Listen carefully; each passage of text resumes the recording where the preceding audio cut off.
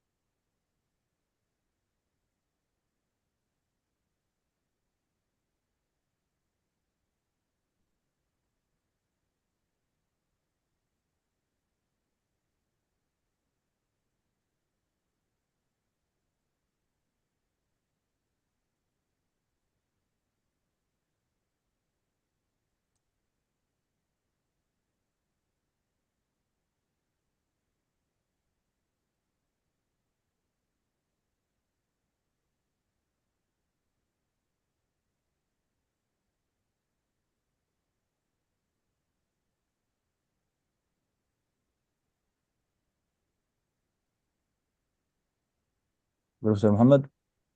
So, Dr. Ahmed, can you start? Yes, I think you can start. Okay, Please. good evening, my colleagues.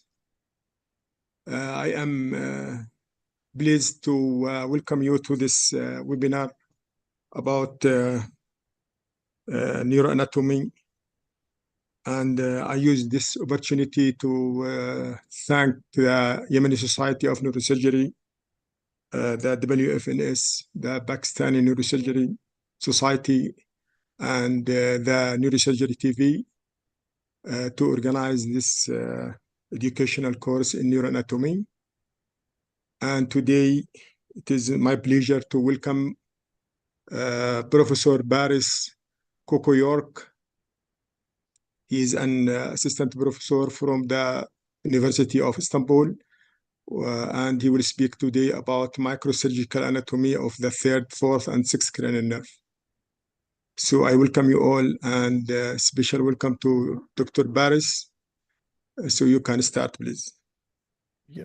Thank you, Professor Al-Kuwaiti, for this nice presentation. And I would like to thank to the both World Federation of Neurosurgical Societies Young Neurosurgeons Committee and also Yemeni Neurosurgical Societies for this very beautiful meeting, hosting me. I feel honored. Thank you personally to all of you, and thank you to the audience. So I'll try to talk about the microsurgical anatomy of the third oculomotor nerve, fourth trochlear nerve, and also the sixth cranial nerve, which is the abducens nerve. So these are cranial nerves exiting from the brainstem. We see here from third to the 12th, except the first one and the second one, which is the optic nerve. Besides them, all cranial nerves exit from a level of the brainstem. This is the pons we see in the center, and this is the bulbus beneath it. So above the bulbus, just at the superior border of the bulbus, there is the third nerve exiting from the brainstem. And below it, through the pontomedullary sulcus, which is located here, exits the sixth cranial nerve.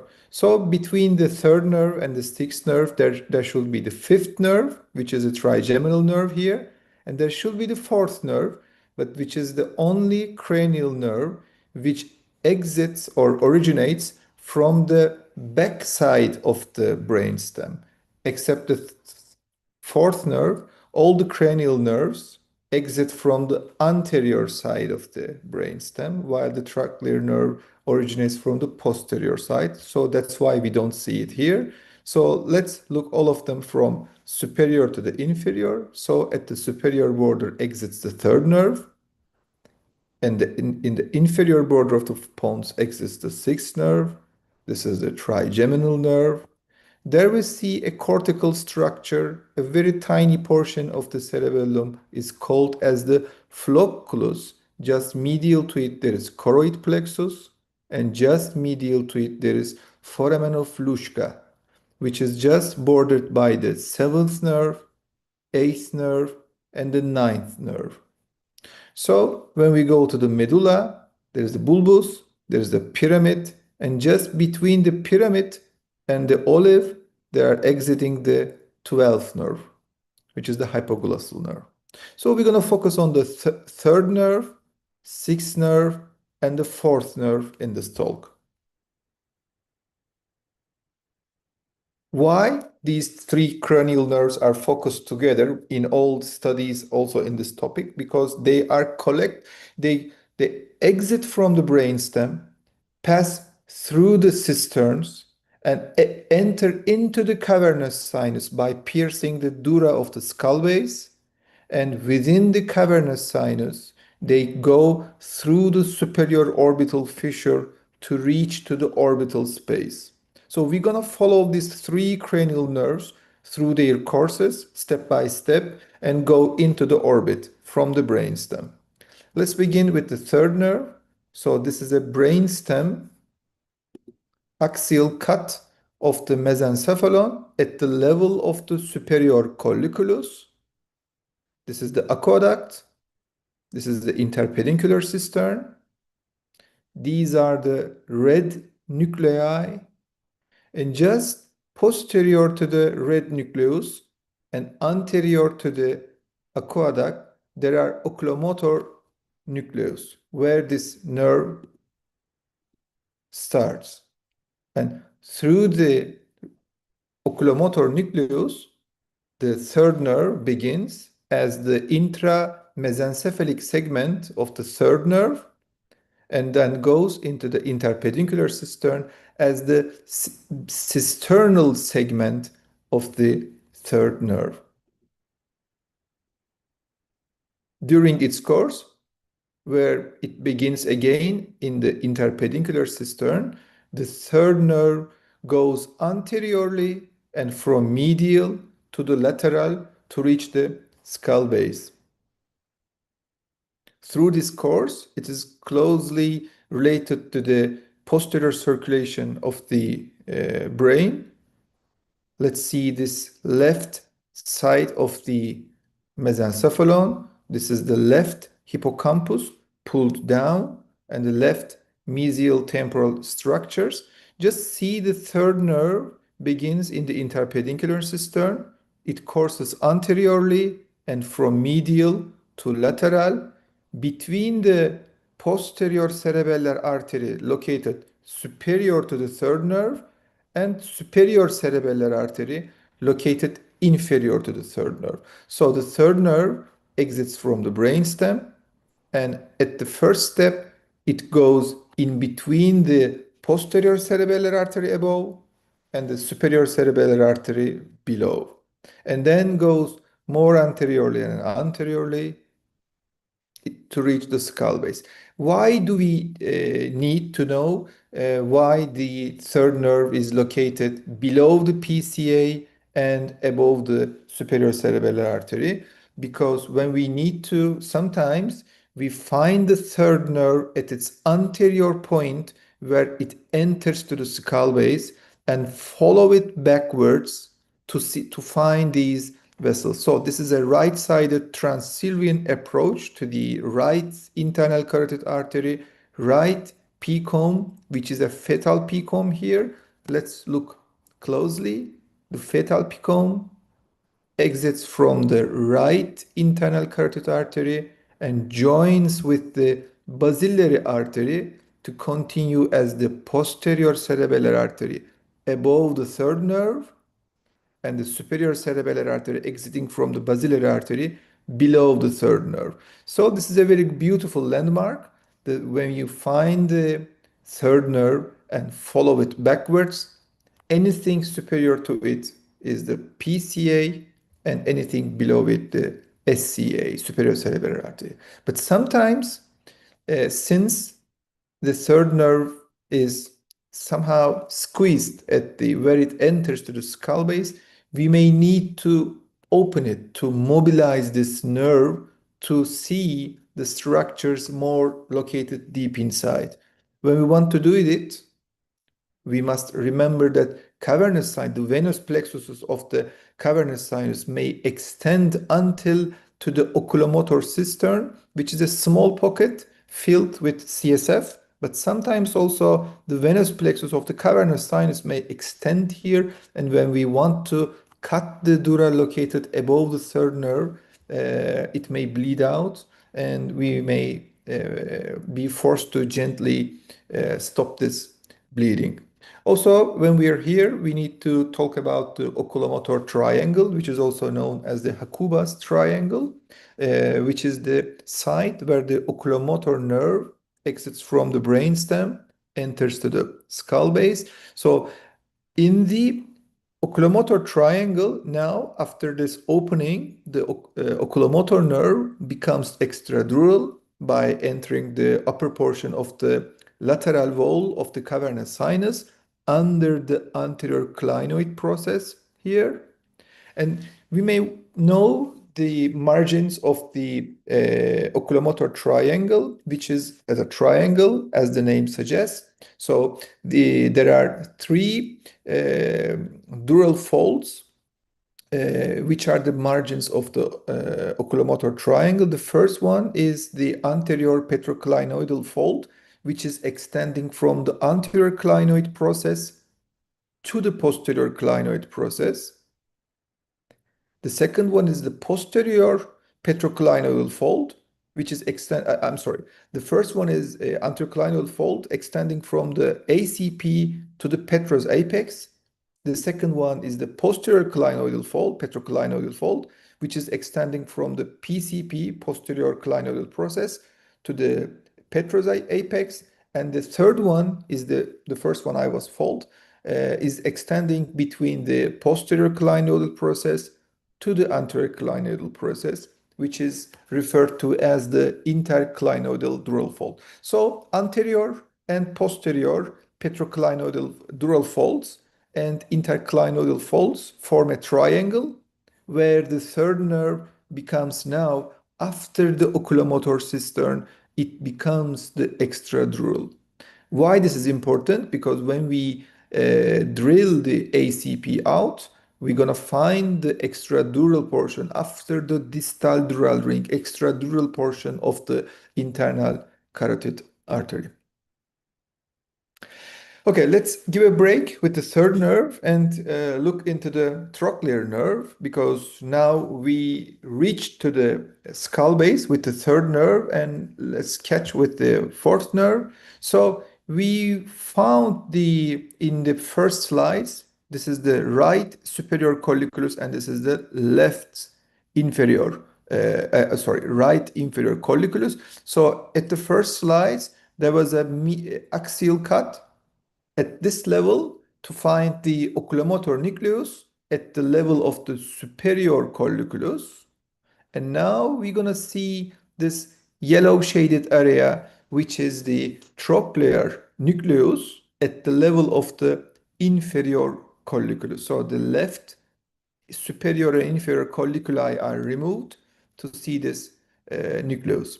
And then trochlear nerve exits just beneath the inferior colliculus. This is the right trochlear nerve here and the left trochlear nerve here, and it goes around the brainstem to reach the anterior margin of the pons. Let's follow it.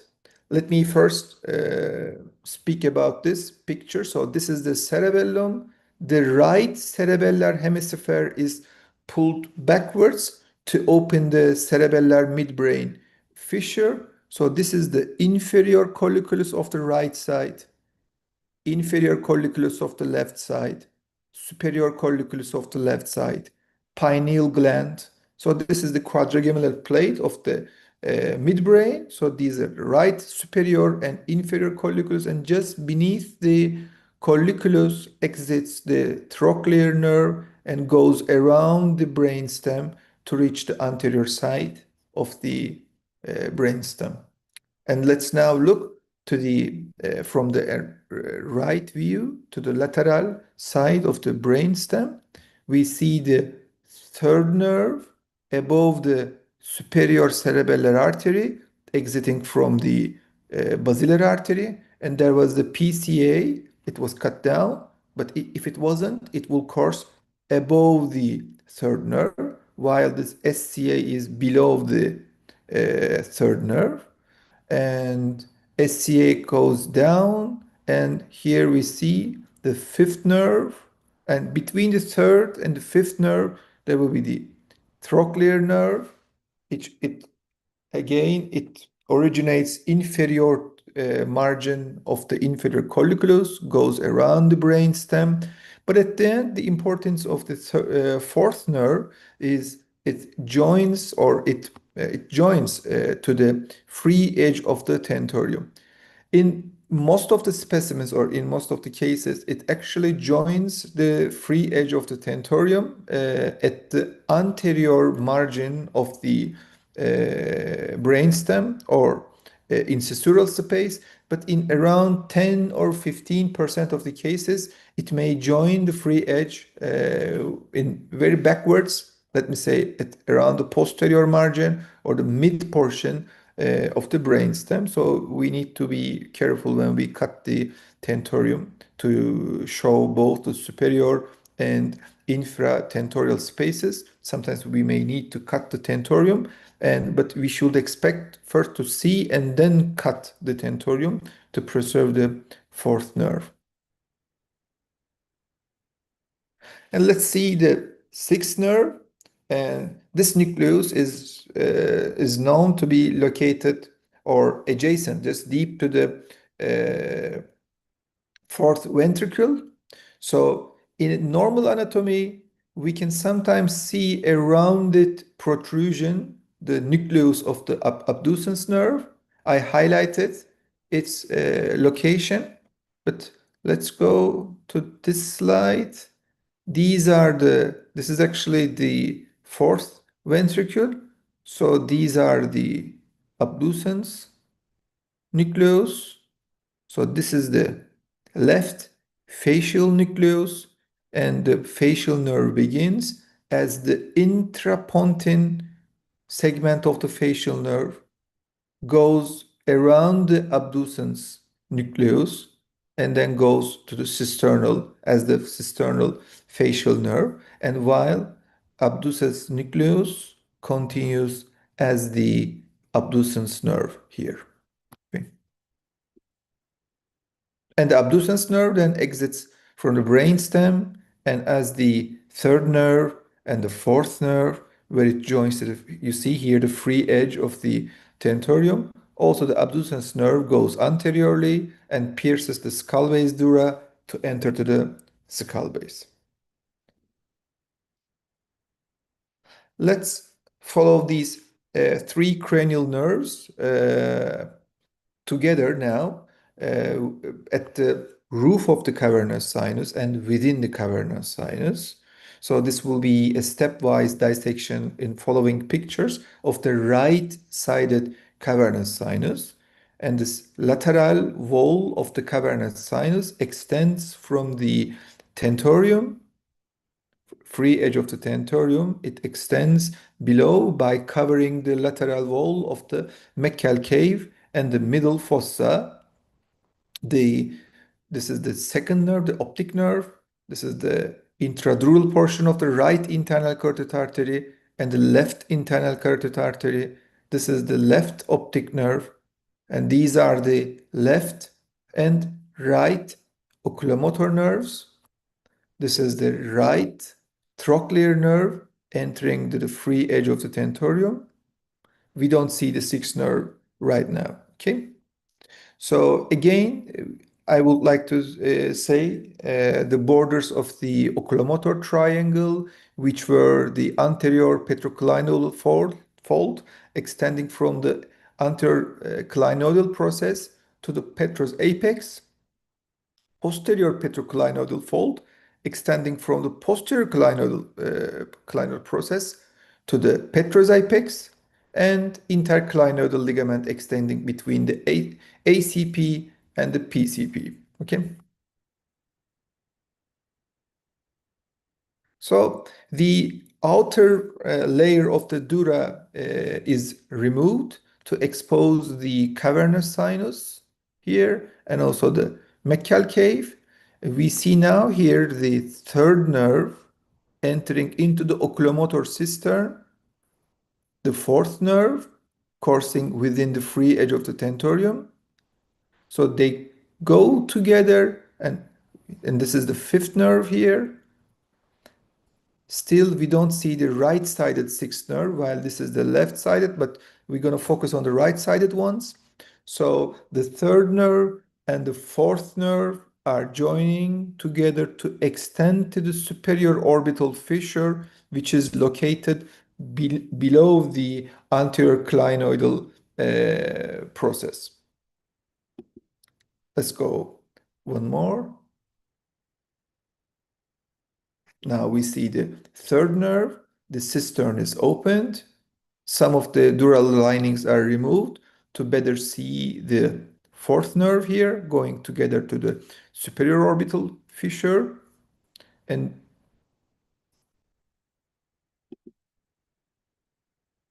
when we go a little bit further by removing the cavernous sinus, now we see the right-sided sixth nerve going through the Dorellos canal, which is formed by the petrosphenoid ligament. So this ligament forms the roof of the Dorellos canal.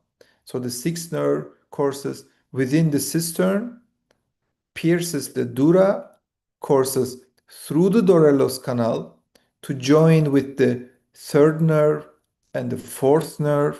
So the three of them together with the first division of the fifth nerve, these four cranial nerves go into the superior orbital fissure here. So this is the second division of the fifth nerve, and this is the third division of the fifth nerve, which we don't have anything to do here. Okay, I'm passing this. Just I wanted to show, because now I'm gonna see all of these cranial nerves from a medial side. Let's focus again to the cranial nerves entering into the superior orbital fissure. So this is the third nerve. When the Hakuba's triangle is fully opened, then we see the extradural oculomotor nerve, and also the the anterior clinoid process is removed here. So we also see the extradural portion of the internal carotid artery, which is between the distal and proximal dural rings. It's called as the clinoidal segment of the anterior clinoid process. So the third nerve, the fourth nerve, the sixth nerve goes more medial to the first division of the fifth nerve and also the first division. So these four together go to the superior orbital fissure. This anatomy may also be important in today's very extending endoscopic endonasal surgeries, because you can go basically not in nowadays. You don't go only on the in a medial route. You can also go inferior skull base, and also with expanded approaches, we can even go to the lateral to the internal carotid arteries. So I think it's also good to know this anatomy I'm speaking on from an endoscopic point of view. So this is, again, we see from the medial side. Now we're going to focus on the right side. When we go a little bit close, we see the anteromedial triangle and anterolateral triangle between the first and the second divisions of the fifth nerve, and we don't see here the third division here, but this triangle is located between the second and the third division of the fifth nerve. So this is the superior orbital fissure where the third nerve, sixth nerve, which is located now in this look, the most medial cranial nerve here is the sixth nerve. Just above and a little bit lateral to it, covering the lateral margin of the sixth nerve, there is the first division of the fifth nerve, and above them, as a separate cranial nerve, there is the third nerve. Here we see the petrous and cavernous segment of the ICA, and also we see here these small nerve rootlets, which are the carotid sympathetic plexus.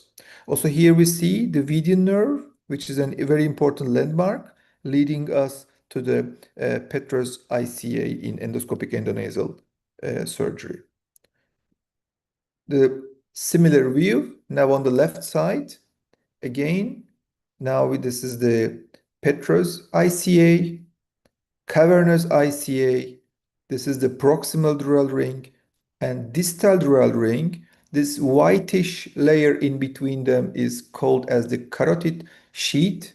So proximal and distal dural rings are bordering the clinoidal segment of the ICA, and just distal to the distal dural ring, there is ophthalmic artery, which exits just at the beginning of the intradural portion of the ICA in most of the nearly 92 or 93% of the all cases.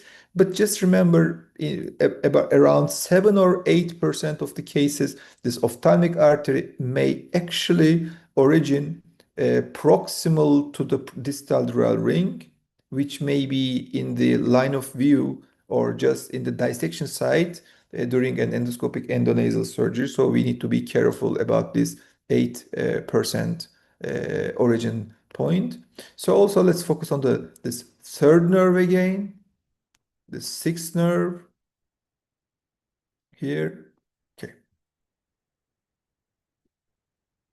And when we go a little bit down, we were now in previous pictures, we were focusing around this area. Okay. But also we need to remember, in any endoscopic surgery, we can go down to the brainstem, to the middle and inferior portions of the clivus. So the sixth nerve originates, this is the pons here, this is the medulla. So this bony landmark is located just at the ponto bulbar sulcus, let me say, or inferior pontine sulcus, it's called in other literature. So the sixth nerve originates at the border of the inferior 1/3 and middle 1/3 of the clivus, and it both comes to the skull base by going superiorly and laterally to pass through the doralus canal and then through the cavernous sinus and then go to the superior orbital fissure. And after they pass through the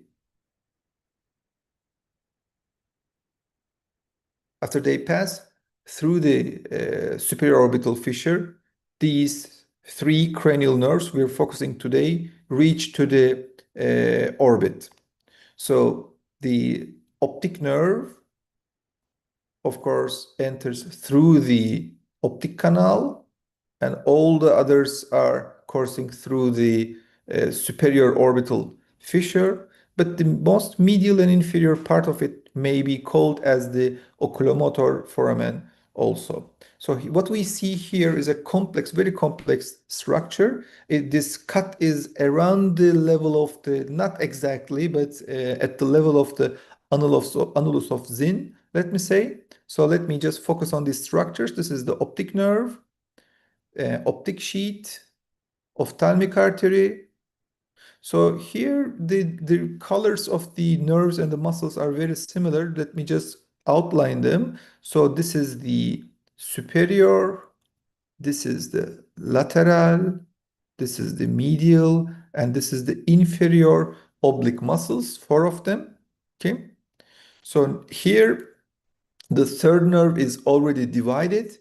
The superior division of the third nerve adjacent to the superior oblique muscle, the inferior division of the third nerve adjacent to the inferior oblique muscle, and here is the sixth nerve, which is located just medial to the lateral oblique muscle, which innervates it. And there is the fourth nerve just at the roof.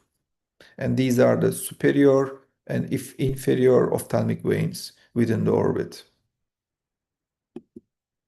So this is the annulus of Zinn opened to expose the structures within. This is the optic nerve here. The anterior clinoid process is removed. Annulus of Zinn is opened. This is the optic nerve. And within the orbit, it goes as the optic sheet. And this is the third nerve. And after the annulus of Zinn, it becomes the superior division, going to the superior op muscle, and the inferior division going to the inferior muscle. This is the sixth nerve. And this is the trochlear nerve here. So it's a very complex anatomy. Sometimes in the intraorbital anatomy, in real cases, we don't see this kind of anatomy because the fat tissue fills this area. But it's good to know that the trochlear nerve, the relation of the trochlear and the superior division and the inferior division with the sixth nerve, it's good to know. And also the optic nerve goes all around in between them at the center of this anatomy. Thank you.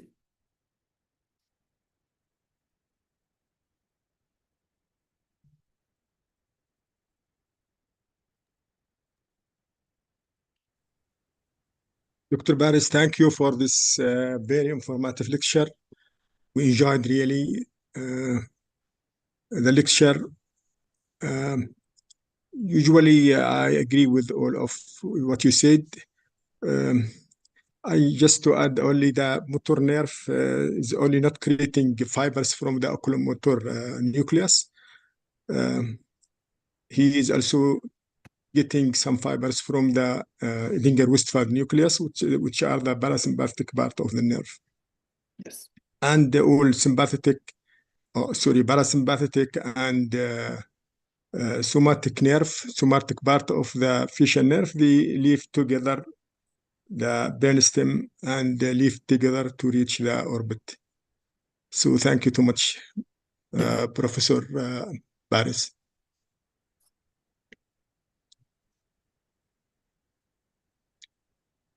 Thank you very much, Professor, for this nice presentation and very nice lecture you show us. Also, there is a small correction when you mentioned about the annulus of Zinn. The muscles are the recti muscles, not the oblique muscles. Just correction. Yeah. Okay. So if anyone of the audience, if they have any question or any remark, please, you can ask directly or ask in the chat.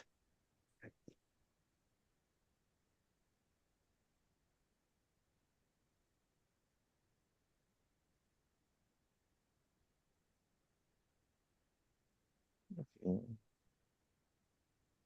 I don't see here any questions in the chat. So, Dr. Mohammed Qadi, do you have any remarks about this wonderful presentation? Thank you so much for all audience. It is important to apply the anatomical findings with the clinical findings in to look for pathologies of the nerves moving the eyeball. As observation, what I saw in my practice, especially should we pay special attention to the trochlear nerve pulsing, because it is sometimes difficult to distinguish or to diagnose trochlear nerve pulsing. So I saw a lot of children, they came with tilting of the neck, and they were misdiagnosed to have torticollis. But when you examine these children properly, you will discover that the problem is not torticollis, it is not muscular problem, but it is trochlear nerve pulsing. So in this case, corrective surgery for the muscles of the eyes, it may help a lot. And some children, they do for surgery for torticollis, which is wrong. It is not a problem of torticollis. It is neurogenic problem involving the trochlear nerve. So it is a chance to make a hint for all practitioners to focus for this problem. Thank you too much. Thank you. Thank you. Dr. Bass, I have a question for you, please.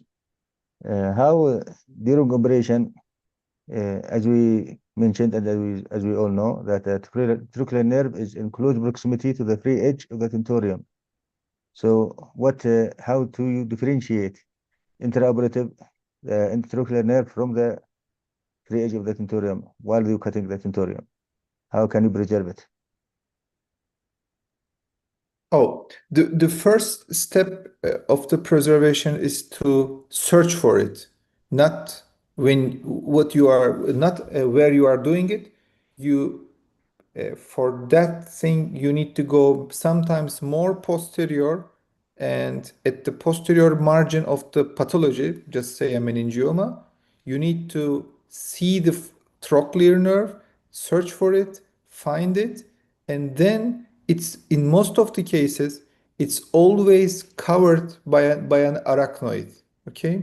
Sometimes, of course, the pathology, say meningioma, can pierce the arachnoid or destroy it. So when you go to the pathology at the free edge of the tentorium, the fourth nerve may be squeezed between the pathology and the tentorium. But again, the best way to preserve it is not go deep where the pathology protrudes most. So you need to go not at the tip of the tip of the apex of the pathology. You need to go posterior where the nerve is not squeezed, where you're gonna find some CSF, a cistern, so you can find that the nerve there, and then follow it anteriorly. It either enters into the free edge of the tentorium or squeezed between the pathology of the tentorium. So the best way is not to find it where you go directly, you go over the pathology. It's not the best way to find the trochlear nerve where it is squeezed between the pathology and the tentorium. You need to find it in a posterior margin of the pathology. You find it there and then follow it anteriorly where it joins the tentorium. Thank you. Does anyone have any other questions for Professor Baris?